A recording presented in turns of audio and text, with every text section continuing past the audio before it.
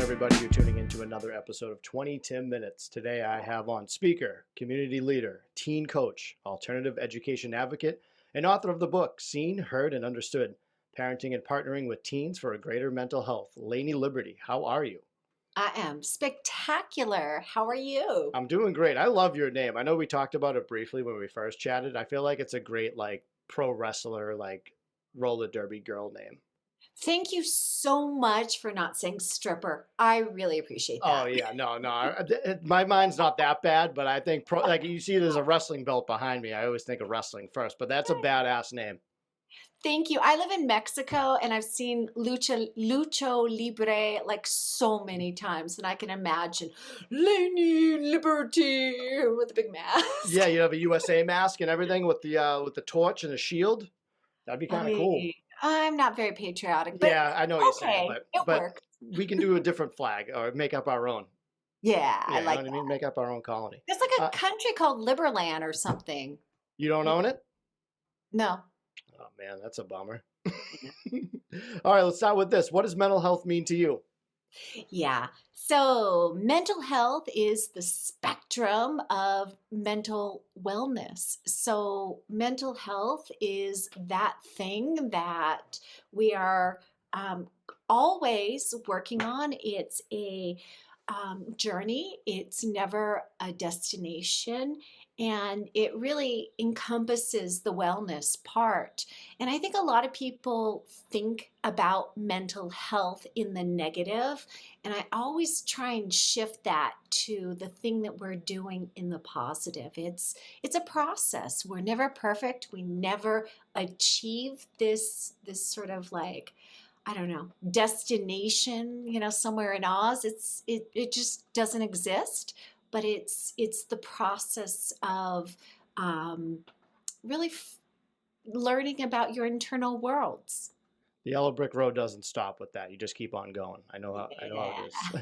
Just keep on riding. Exactly. It's such a loaded question, but it's such a great answer because there's no wrong answer for it, and that was a great one. Thank you. Now, you've had a pretty miraculous life from when we chatted, so we're going to dive deep into this. So what happened to you in 2008? Where did this all start from you? And we're going to keep on going and talk about the book as well. Yeah. Okay. So 2008 is a really great place to start. I am a mom. At the time in 2008, I had a son who was 9 years old. And I have always been a single parent. So it's been me and my son. And 2008 is when a lot of things happened. I lived in California. The economy crashed. I owned a business at the time, and it was a branding agency, a very boutique, specialized branding agency focusing on serving green and eco companies and nonprofits. And it was doing wonderfully. It was before this whole green, marketing trend even happened. I was one of the first to specialize in Los Angeles, and it was quite successful. I ran it for 8 years. So I've got all these crazy eights, circling around because the name of my company was Jungle 8. And it was just and guess how many employees I had? 8? Yeah. I was going to say 88, but I was like, no, I'm going to go with 8. No. I had 8. It was a boutique agency. So yeah, there was crazy 8s in 2008. But what wasn't so crazy was, can I say that word on this podcast? See, I'm on the side of saying crazy in a way of it's okay. Because things are crazy. I consider I wouldn't call somebody crazy in a sense of oh, you're a crazy person, but I'd be you know what, you're kind of a crazy person. You know what I mean? There's a difference between the way you say it. Yeah. But you're not a crazy person by any means. I'm just saying that in context. But you're things can be crazy. Crazy. I like the word. I think, and I like the word when we're talking about crazy 8s. And I've never ever made that connection, crazy 8s. Ever. This is the first podcast and the first interview and the first time I've ever used that, by the way. Yes. So you must be inspiring me in some weird way. Fantastic. I love it. So back to my story.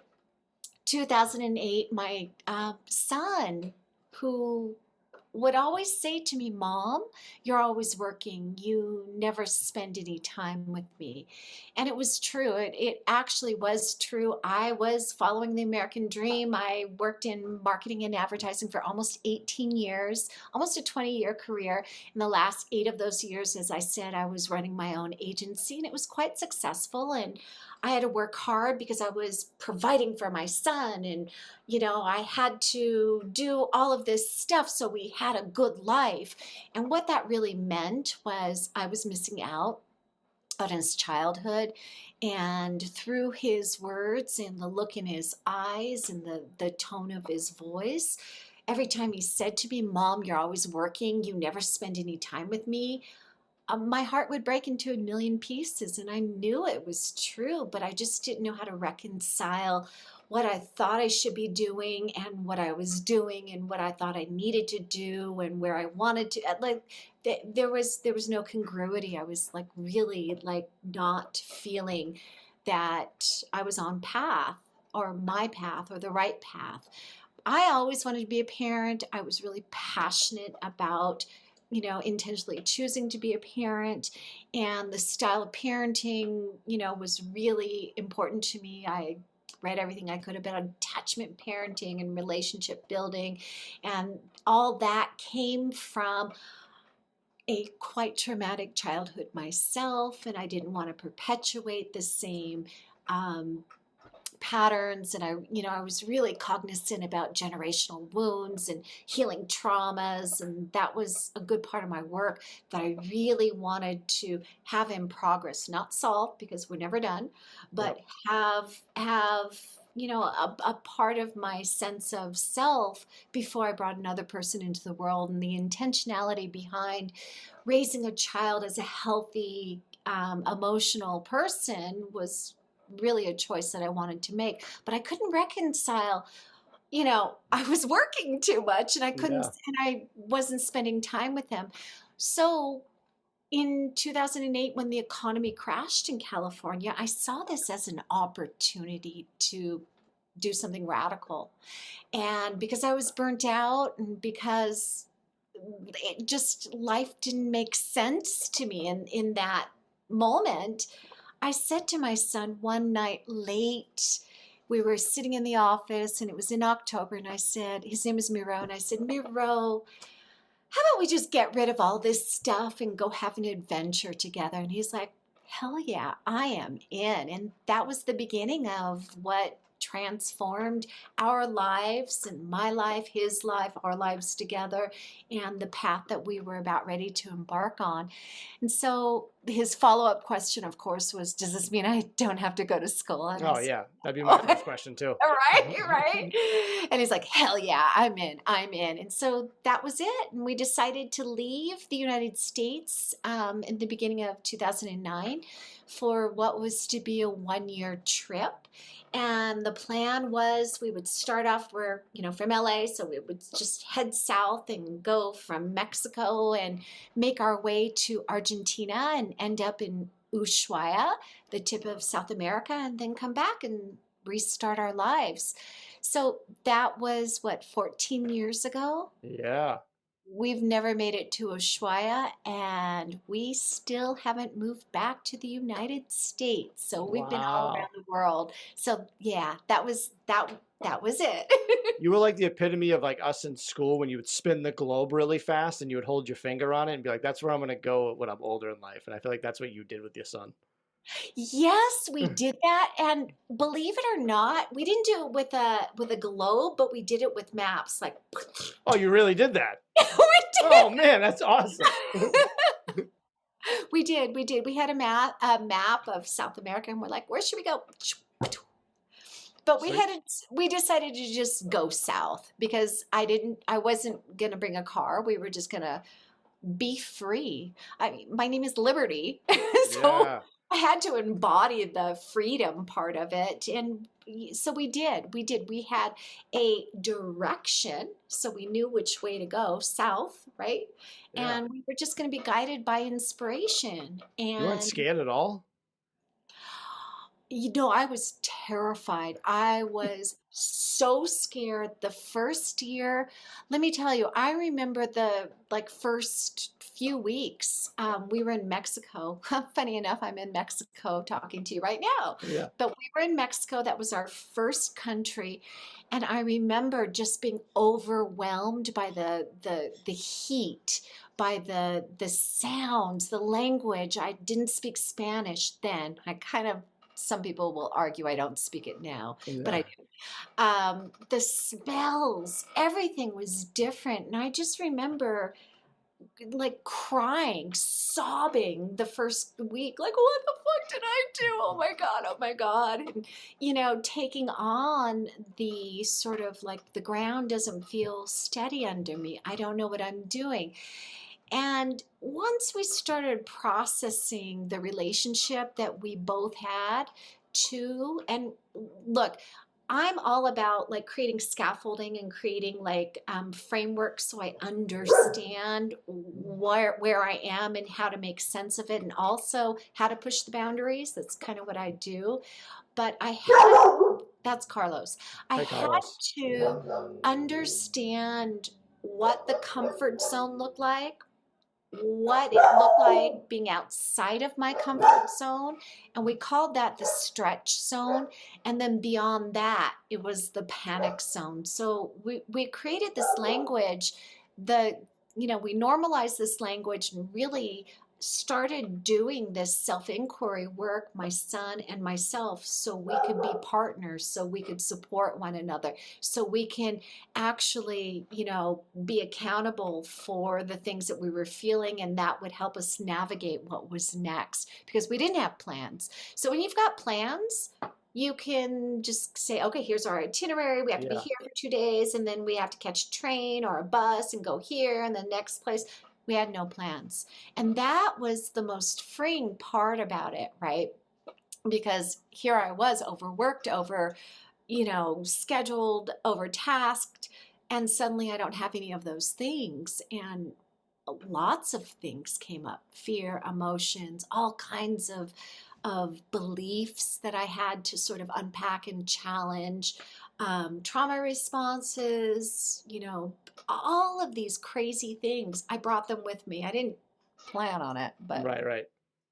there you go. So the intentionality behind becoming partners versus I was the authority and I'm telling you what we're doing on our trip. This was our side by side adventure instead. And that's what we really wanted. So, partners in everything from all the physical stuff like money, how we're spending our budget, where we were going, how long we were staying, when we didn't feel comfortable in a certain place. All of that was really getting to know and being present with our internal worlds intentionally, and then using these tools that we set in place, like having the language around comfort zone, stretch zone, and panic zone, talking about partnership, talking about emotions, feelings, being accountable for our own triggers, and fears, and challenging those things. So yeah, fear, a massive part of our journey, and it popped up several times.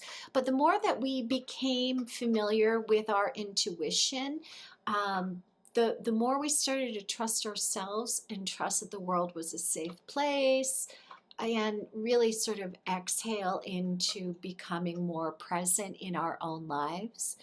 But I will tell you, about like 5, 6 months into our travels, we were somewhere in Costa Rica. And I remember this story, and I've told it several times because it's just the silliest thing. We had just gone to this town called Cartago, and it was somewhere in the center in the coffee region, and I really wanted to go. And we get there in the evening, and we've got these two heavy backpacks packs on us, way too heavy. We're trying to navigate. We don't speak English. We don't speak Spanish. We do Right. speak English, but sometimes that's questionable too.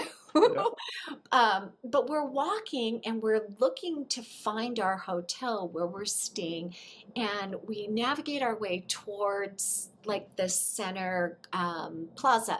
And somebody, pointed, go that way because we didn't speak Spanish. And so we ended up going down this alley. And as we're walking through this alley, here's this man walking towards us. And I got this flash of fear. And I Mm. said to my son, really, really rapidly, without thinking, Miro, give me your hand. So he gives me his hand. He goes, why, Mom? And I said, because that man has big pants. What does that mean? Don't trust a guy with big pants. Don't trust a guy with a big pants. So he walked past us and we both busted up laughing. Yeah. And being in a fear response causes you to either panic or it's not rational. And that was like a really good example to us of keeping our cool, functioning in that moment, right? I went into fight, flight, or freeze. But recognizing that it was just silly. Why was I afraid of a man in big pants? I would be sketched out by a guy in big pants too. I don't even know what that means. I don't know Yeah. how big his pants were, but that's what I said, and that was the fear. And it took us several months and moving into the years, and I don't have that same relationship with fear. I recognize the emotions. I recognize when I feel panicked, but I don't react in such a way anymore. I now recognize it and respond. There are like certain instances, like I was doing a podcast a couple weeks ago and there was a scorpion right next to my head. That kind of put me in my panic zone. But Yeah, that would put me in my panic zone too. I don't like bugs, and that's probably like one of the ultimate bugs I wouldn't mess with. Are they considered a bug? They must be. Arachnoids? I don't know. Oh, see, that's too complicated for me. Yeah, so They're a thing. you're gonna have to teach me as well. So just fast forward a little bit. Can you explain what Project World School is? Yeah, yeah. So I have to give you a teeny bit of Yeah, backstory. of course. So we were planning on traveling for 1 year. It ended up being 14 years. Yeah. One of the things that we started to do was we started to blog about it. And the focus of the blogging was, here we are having this adventure.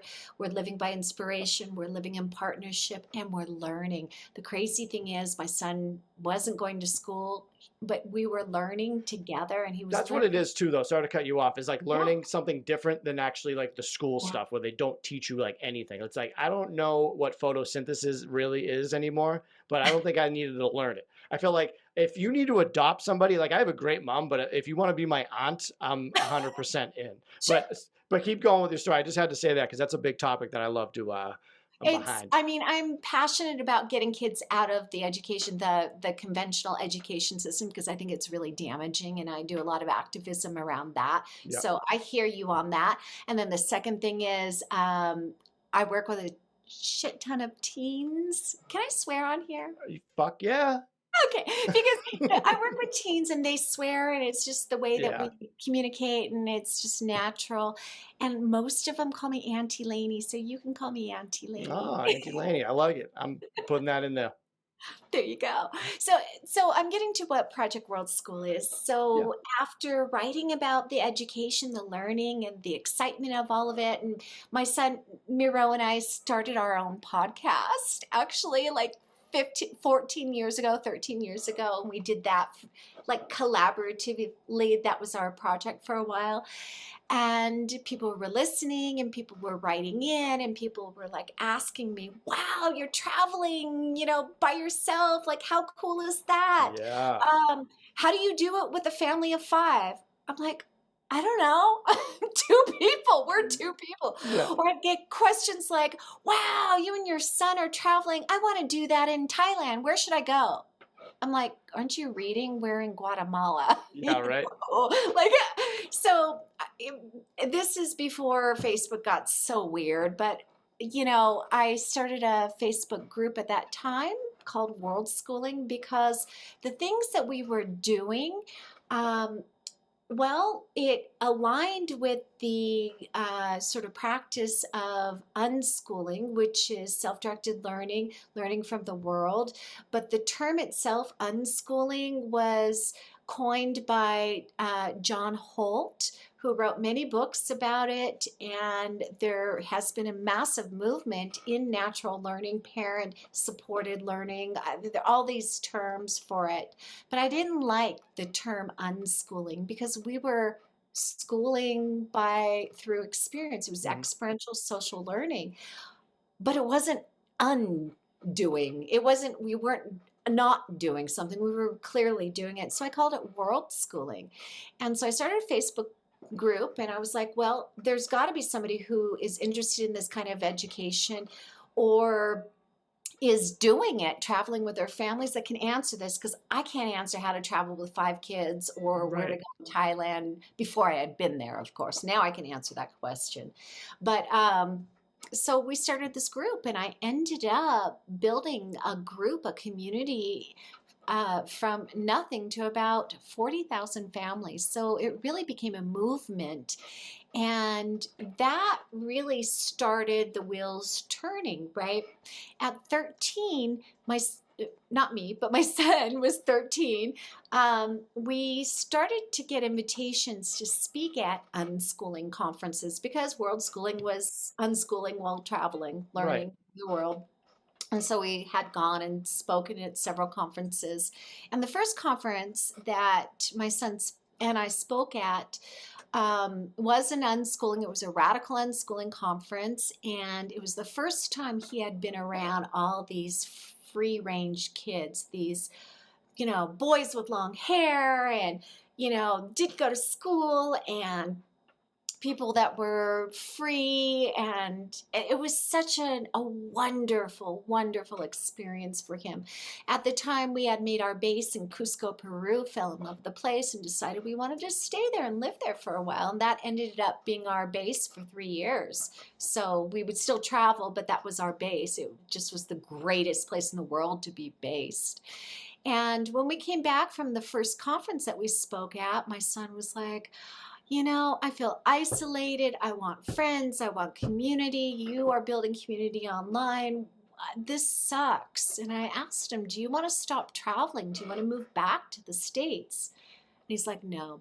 And a lot of that came from, working in advertising and consumerism and then living a non consumerist life, discovering our own freedom and all of these wonderful transformations that were taking place within ourselves and within our relationship. He didn't want to go back to the US. He I wouldn't either. doesn't like those kids. What? I wouldn't either.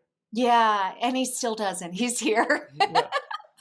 But, the point was there was something missing. He felt isolated. And so I said to him, well, why don't we see if we can arrange bringing some teens here?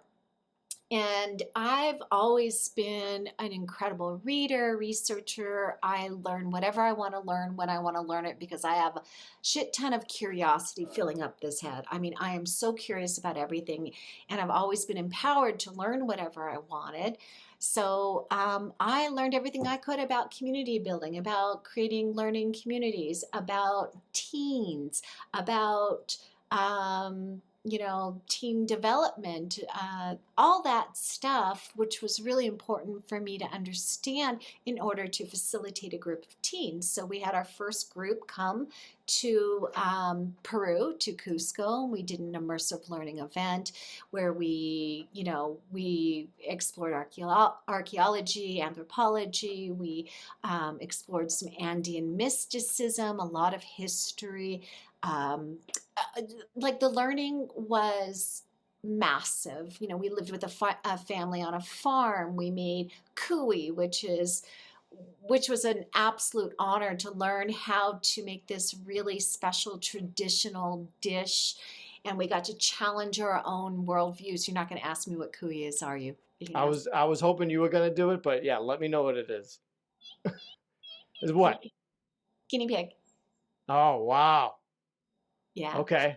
So we got Okay. to challenge our worldviews, like Yeah. what's appropriate, what's not appropriate. Why is this like the biggest delicacy and the biggest gift to give a visitor in Peru? And why were Really? we responding in this really kind of like way? And so we got to unpack all of these things. And a lot of the healing that I did prior to having a child and throughout the rest of my life, still doing, sort of unpacking my childhood traumas, the tools that I used started to come in handy to facilitate with these teens who were like, I'm in my panic zone. I'm sitting in judgment. Like all of these things, I helped them unpack because I had done this work on myself, and that inspired me to go out and get more tools and to unpack deeper and to learn more about shadows and fears and beliefs and like all this stuff, worldviews. And that was really, really important. So that was the birth of Project World School. And we did it one time in Peru and it was successful. And so, we fixed all the mistakes and added new processes. And we did it again the next year. But this time we did 2 trips. We did one in Peru also, like we did. And then we did a surf trip in Ecuador. And then the next year we did like 3 trips. Then the next year we did like 4 trips. So we Oh, kept man. like expanding to different places. And for the first 2 to 3 years, my son was just a participant and he got this like, this like intense sense of community for this 1 month. And then he wanted like to recuperate, because he's kind of introverted, so he needed to recharge. So it was really good doing these intense trips.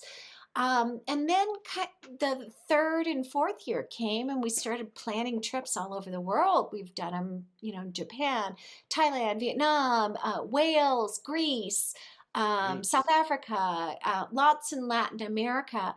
And he started to step into more of a leadership role. So at 16, 17, he's co-facilitating with me. And now he's running the trips. So, Oh, but that's that awesome. was the birth of Project World School. And they really are trips designed for teens that are immersive learning experiences in community, all based on consensus. Can you believe that? Consensus with a group of like 15 teenagers. Yeah. We all have to agree on the same thing.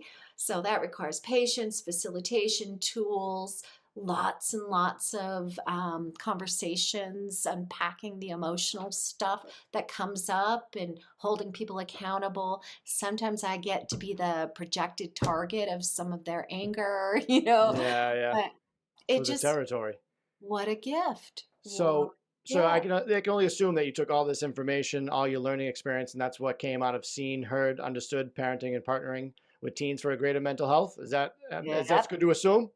It's good to assume. Yes, yes. So the research that I did, the tools that I started to use, that I used with myself, that I started to use with other teens, and then the parenting part, which is a radical approach to parenting. It's not authoritarian in nature at all. It's partnership parenting. Well, what does that mean? Like, aren't you the responsible one? Yeah, so I have a different role, but it doesn't mean I'm his boss. Right. It just means I carry the weight of the legal responsibility of this. He carries the weight of that. And, it balances out and it may not look even to some people, but it's a partnership. You bring this, I bring that, we make our stone soup, right? Yeah. So it's partnership.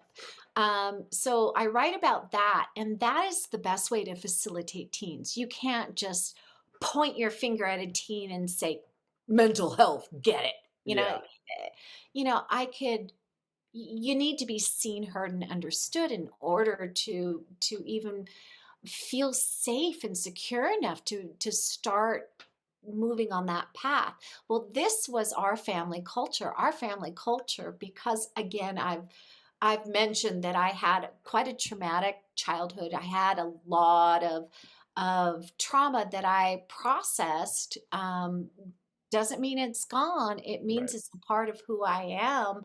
I understand there are certain limitations to what I can and can't do in the world. Like I can't see scary movies because I go into fight, flight, or freeze, right? Yeah. And like just 2 weeks ago, I was in that situation. So like this tells you that this stuff is still with you, right? So here I am sitting in this scary movie with a friend, and the first, like, we didn't know what the movie was about. We're in Mexico. We're just like, let's pick this one. Yeah. So we saw it, the first scene. I got scared shitless. I put my head on his shoulder, and involuntarily, I am crying. I'm not like crying like you're sobbing, like you're an active part. It was Right. just what my body was doing because the fear response put me into a freeze response, and he kept saying, "Do you want to leave?" And I'm like, "No, I'm okay. As long as I don't look, I'm okay. I'm okay. You know, you watch the movie, okay."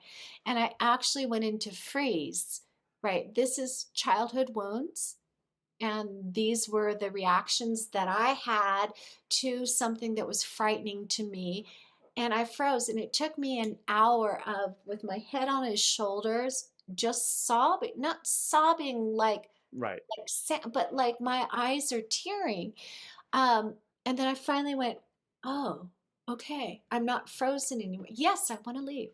So I advocated for myself, but it took me that long of the processing to recognize, like, I already said I can't see scary movies, and it's been about 20 years since I had seen one. Well, I Wow. didn't actually see this one, I heard Yeah. it. No, that's good. You But got to keep it away from you if you don't need it.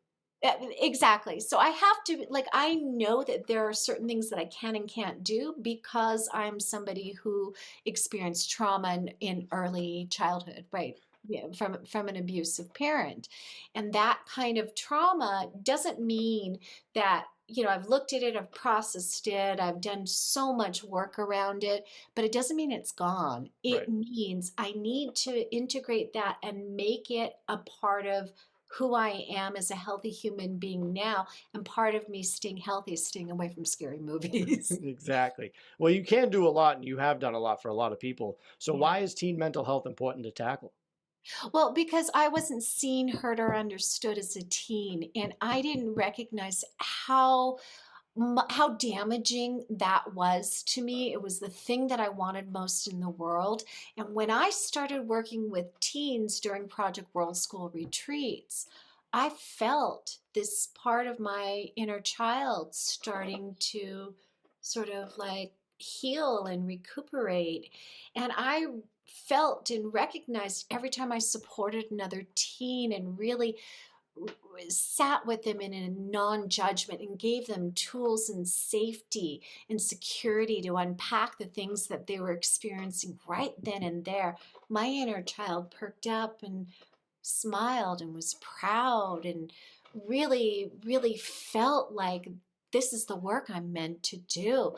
And by working and supporting and serving teens, it's healing to me. I'm not Yeah. gonna lie. It's selfish for me, but it gives me energy, it gives me purpose, and it gives me that feeling of I am here serving in such an authentic way. And I could tell, you know, every time a teen calls me Auntie Lainie or Travel Mom, you know, and now I work with them online for the most part because that's what 2020 and beyond sort of, you know, dictated, right? um you know, there's different names. You know, it's not Right, right. Travel Mom or sometimes they call me Auntie Laney still, but I like Auntie Laney. yeah, That's my I think favorite. it's great. Yeah, it's that knowing that you're on path makes all the difference in the world as to the world making sense. And in fact, right before I told you when we first connected, I just got out of a class that ended right Yeah, as yeah. you know, we started.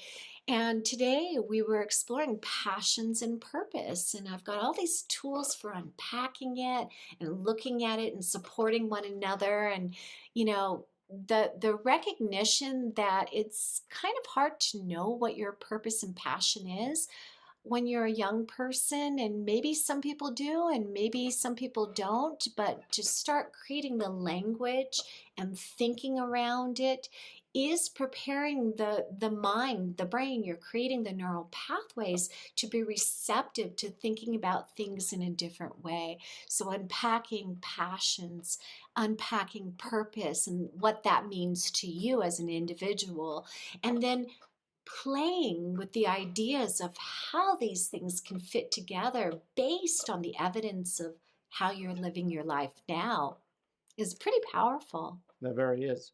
What's the biggest struggle for a parent when it comes to helping teens with mental health? Their own mental wellness. That's So interesting.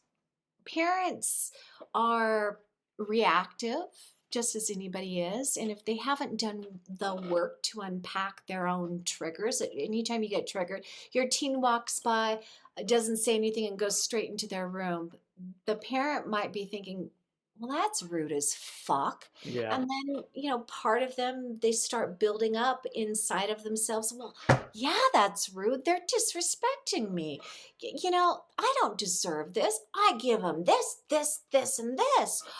Like you could see how that line of thinking is working themselves up. So the battle is actually happening in their own mind and in their own bodies and through their own programming that is being activated. And it's not about the teen walking by. And the teen walking by without saying something is actually congruent with their developmental stage. They are doing, there's remodeling happening in the brain. They hyper focus. They are sometimes, shut down in terms of their social environment. Sometimes they're in their mind. There's all these reasons why they walk by, maybe because they feel safety and they don't feel like they need to say something, right? The fact that the parent is perceiving that behavior as rude is the parent's kind of issue to unpack, not the teen. And the book that I wrote is written for parents. I work primarily with teens. That's, like I said, that Yep. I believe that's my purpose. But I really feel like if parents got in alignment with their own mental wellness, when mental wellness or mental health, again, the term implies that you don't have it, Yep. right? So I like to say mental wellness, but it really is mental health. If they started to become accountable in unpacking what those triggers mean, what they're tied to, the relationship between themselves and their teen will be much more connected because you're not bringing in all of that baggage. So the first step is helping parents, number one, recognize that their mental wellness is a part of why the reactions are happening. And then the second part is recognizing what the teen is going through in terms of the developmental changes. There are neurobiological changes. There are just simply brain changes, hormonal changes. There are changes from a psychological perspective, transitioning from one stage of their life to another stage. There's all kinds of things to consider, and of course, not in the forefront of their mind is to be polite or respectful to the parent Right. because all this other stuff is going on. So it's up to us to notice when we're reacting to their behavior. And if our goal is to change their behavior so we feel better, we are coercing them.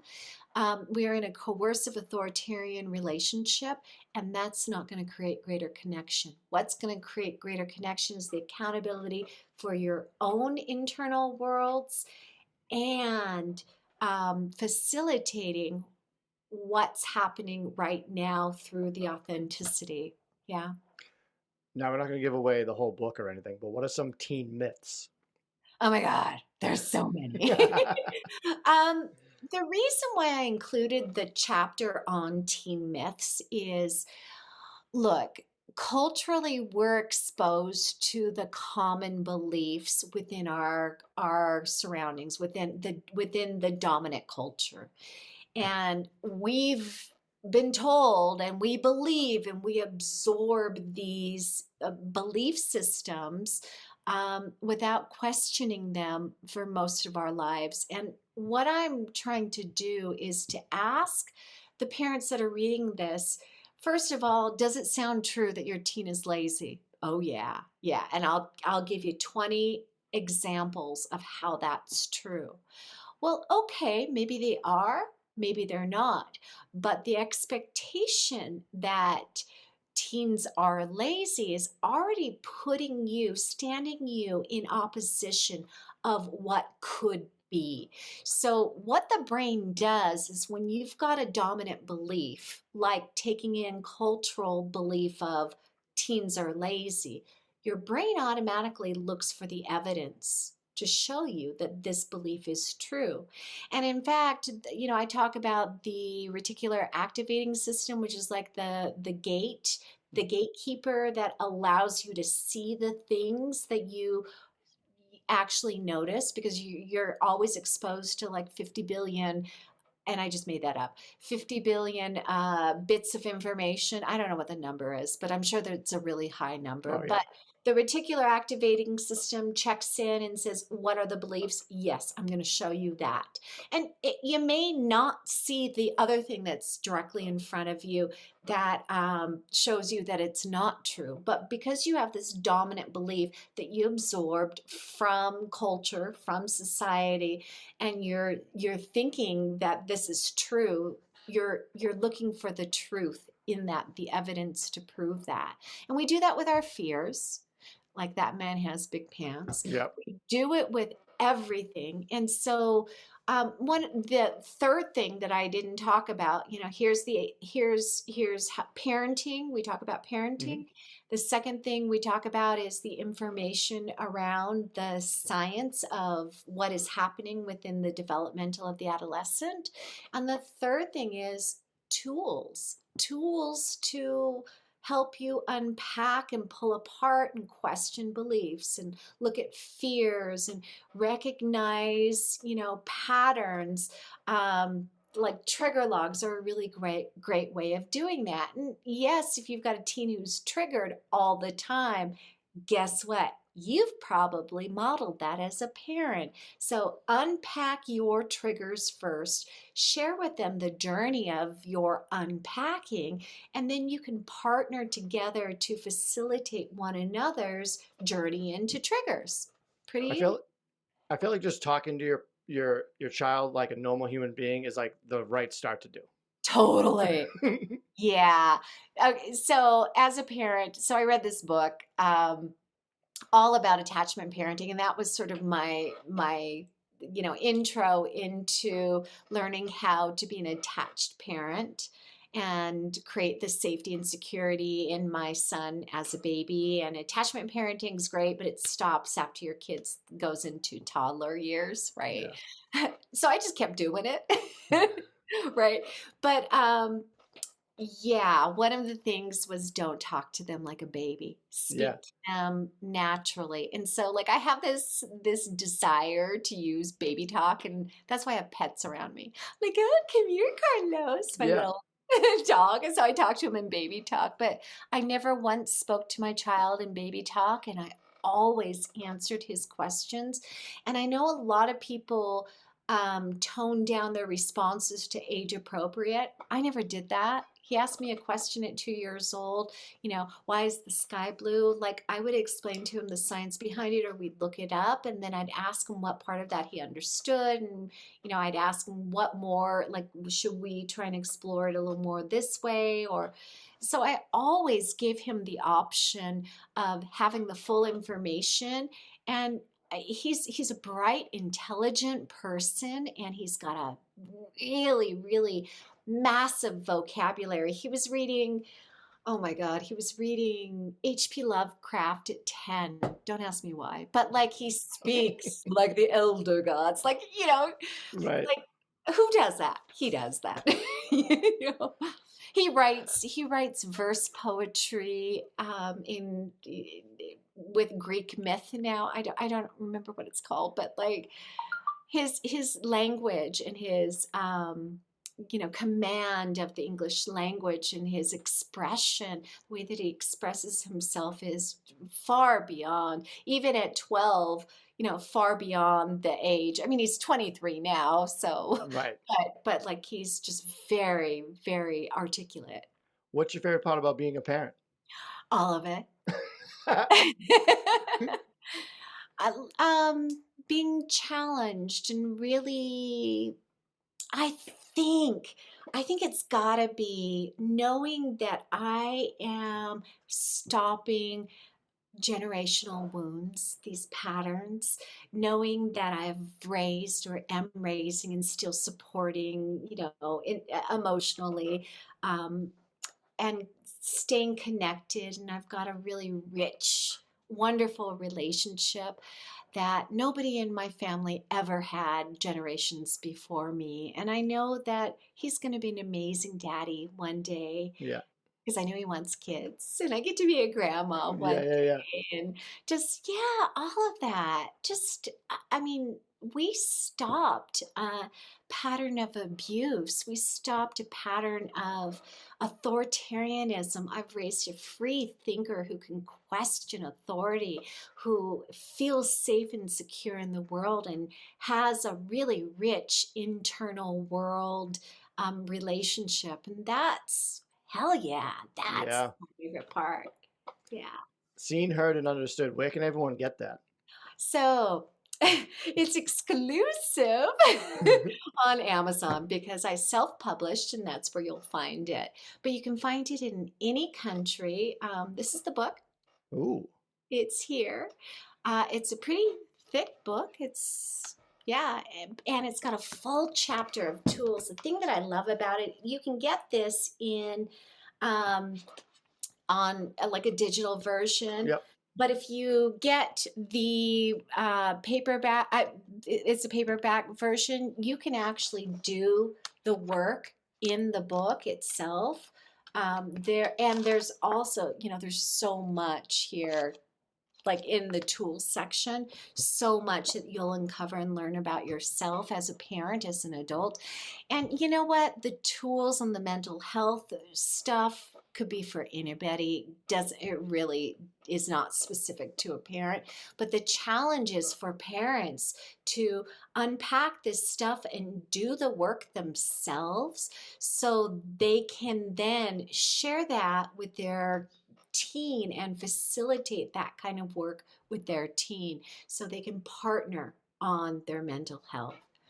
Do you ever take the time to realize and know how proud of yourself? You ever know how proud you are of yourself? I mean, I kind of You've I done can so much. Like you are like I'm not calling you crazy, but you've done a lot of crazy stuff. I've done so much stuff. Did I ever tell you about the time that I accidentally stepped on stage when Prince was playing? Probably Oh, not. he didn't kick you off the stage? No, his bodyguards did. Yeah, yeah. But here's the thing about the book that you should know. The foreword was written by my son. I noticed that. I noticed that because he has a great first name too. Yeah, Miro. Yeah. So it's powerful. It makes me cry every time I read it. Oh, But it's a really wonderful testament to what happens when you grow up doing this work and how this book can transform your family into a family of partnership and greater mental health. Like the culture of our family is about mental wellness, right? yeah, of So course. you could do it too. So anyone out there, go on Amazon. Seen, heard, understood. Parenting and partnering with teens for greater mental health. Go get it. Now, Okay. real quick. This is a deep cut. If you listen to this podcast a lot, we were chatting about this. The Forbidden Zone, the movie. Yeah. You have a connection to that movie. Yeah, I totally do. Oh, you want me to tell it? Yeah, of course. Again, this is a deep cut for 22-minute fans because I bring this movie up from time to time. Yeah, so 20 years ago, I lived in this house in Silver Lake in LA. I'm from LA. Yeah. And I lived in a house with 3 or 4 drag queens and a movie director, and that was Rick Elfman. And it was a fun house. We were always throwing parties and potlucks, and oh my God, there was never a dull moment. So Rick Elfman, who was or is the director of, do you know he did a second movie, right? So he No did Tales from the Forbidden Zone. I don't think it got much uh traction. acclaim for the, yeah, but Right. I think he did it maybe less than 10 years ago. But the Really? first one, oh my God, it was so amazing. So I moved into the house, and then Rick was friends with one of the other guys, and so he moved into the house because we had an opening, and it was so cool. It was such a really fun house to be in, and I actually happened to be living in that house when I met my son's father. And yeah, so that's how all that came about. Yeah, Whoops. that's crazy. That movie, if you're looking for a movie that's over the top crazy, Oh, go it's get so Forbidden good. Zone. You can probably get it on Amazon. Go buy the book and then go buy that movie. Oh yeah, Pico and Sepulveda. Every time we drive across, Pico and Sepulveda. Uh, I just It's so even good. the I'm not even singing BA it. Bay, BA, like I just Oh my drives me up a wall in a God, good way. it's so good. It is. uh, I must have seen the movie 50 times. I don't know. yeah, And when we go off here, I'm going to tell you another movie that you need to go see, but I won't say it on air. I love it. I love it. That's exclusive for me only, people. Yeah. I like to end with this with my all my guests. What is your personal theme song? Like you come out on a stage, Lainie Liberty, what song is playing? I know you told me you were going to ask me that, and I was like, oh, I'll just come up with something on the fly. Fuck if I know. Okay. I mean, I have some like all-time favorite songs, but like a Yeah. theme song. Yeah, it doesn't have to be like a theme song, but like a song that's your theme song. Like it could be anything. It could be anything. Um, Could be the Forbidden Zone song. no. I That's mean, okay, so this is going to be semi-obscure, and I cool. love this song so much, and you probably don't know it. Probably not. It's by Tricky, and it's Evolution Revolution Love, and I love it, and I think it's such a good song.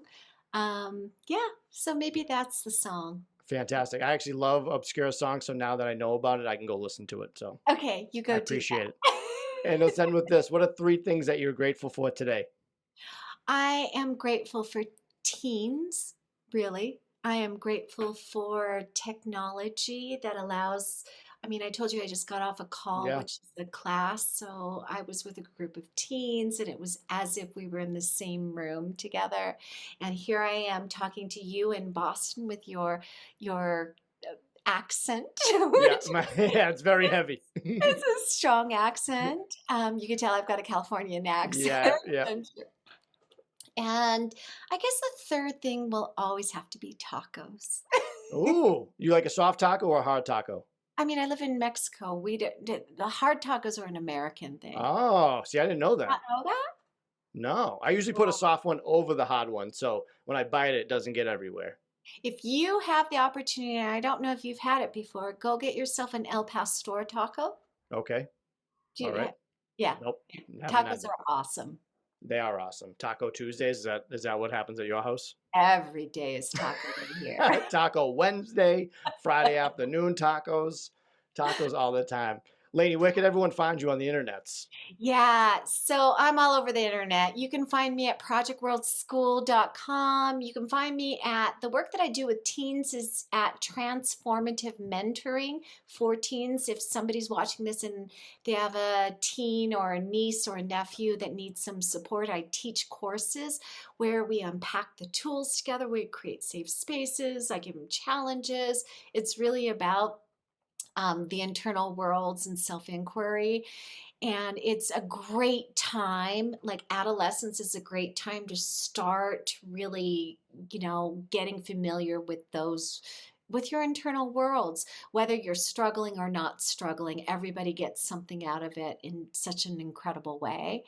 About twice a year, I work with parents. I don't do it that often because, well, parents are kind of boring. Yeah, yeah. Like teens, I love.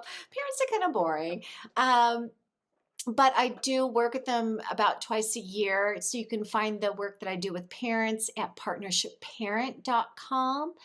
And then my son and I, we host conferences, believe it or not.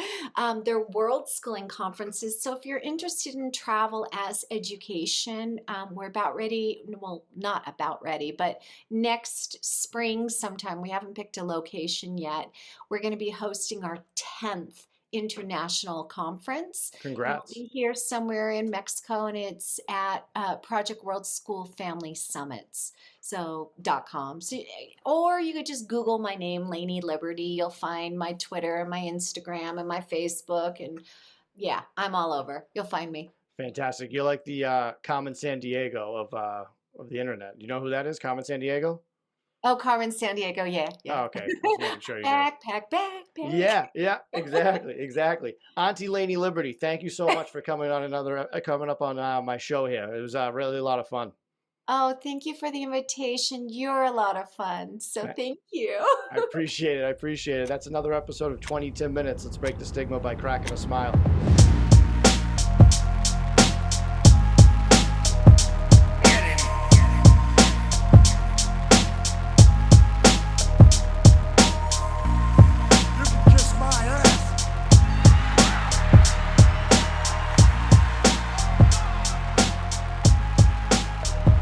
This podcast is not intended to be a substitute for professional medical advice, diagnosis, or treatment. Always seek the advice of your physician or other qualified health provider with any questions you may have regarding a medical condition. If you are feeling suicidal, please dial 911.